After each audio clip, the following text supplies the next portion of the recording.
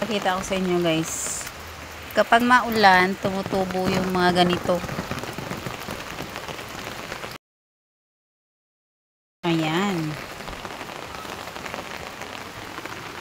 So yung tawag dito sa amin yan is, sa Aklan is kagupdup or dupdup.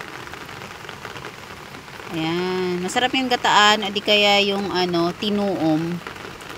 Yung tinuom ay yung binabalot sa dahon ng saging. Tapos lalagyan lang siya ng asin at saka iihawin. Yan. Dahon ng saging at saka o di kaya yung yung aluminum foil.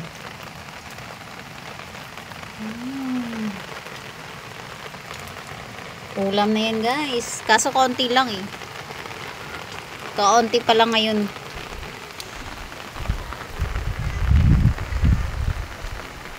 Uy!